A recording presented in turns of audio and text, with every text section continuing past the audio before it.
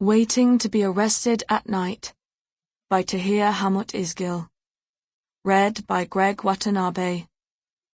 When they search the streets and cannot find my vanished figure, do you know that I am with you? Perhat Tursun, Elegy, 2006. Translator's Introduction. Joshua L. Freeman. If you took an Uber in Washington, D.C. a few years ago, there was a chance your driver was one of the greatest living Uyghur poets. Tahir Hamut Izgil arrived with his family in the United States in 2017, fleeing the Chinese government's merciless persecution of his people.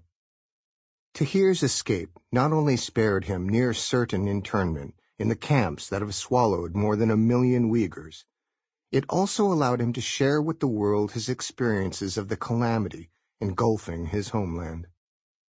This memoir is Tahir's first-hand account of one of the world's most urgent humanitarian crises, and of one family's survival. Before I met Tahir, I knew his poems. I encountered them soon after I began working as a translator in Xinjiang, the Uyghur region in western China.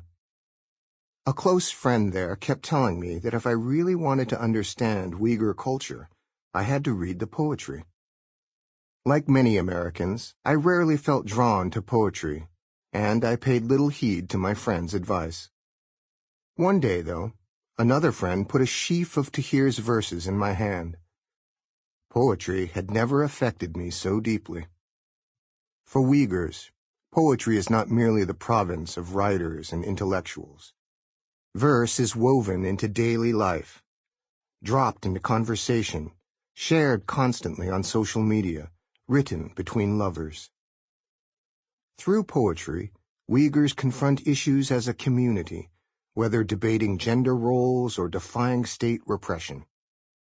Even now, I wake up many mornings to an inbox full of fresh verse, sent by the far-flung poets of the Uyghur diaspora for me to translate. Influence and eminence in the Uyghur community are often tied to poetry as well. Ask Uyghurs to name 10 prominent Uyghurs, and several will be poets. Ask Uyghur intellectuals to name the most important Uyghur thinkers and writers, and the name Tahir Hamut Izgil might come up. I met Tahir in early 2008 when I was beginning to translate Uyghur poetry. His presence was as memorable as his verse. Compact, energetic, and darkly handsome, Tahir had an intense gaze. His speech was forceful and precise. As our discussion ranged from poetry to politics to history to religion, the range of his interests and experiences became quickly apparent. The son of dairy farmers, Tahir grew up in a village outside Kashgar, an ancient city in the southwest of the Uyghur region. The rhythms and folkways of Uyghur village life remain a wellspring for his poetry.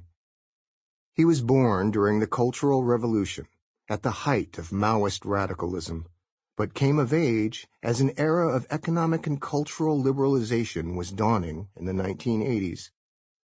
The dreary, politicized poetry of the Mao years was giving way to an efflorescence of new genres, styles, and themes. When Tahir published his first poem, while still in high school, he was joining a literary scene very much in ferment. An excellent student, Tahir moved to Beijing for college.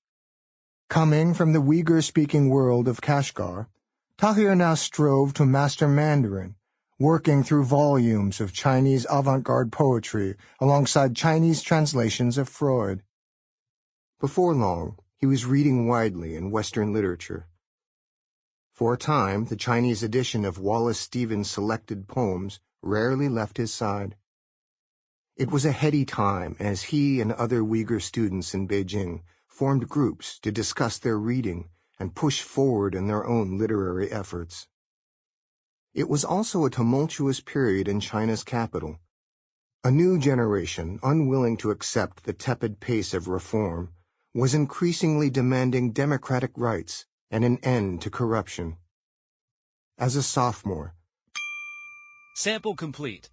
Ready to continue?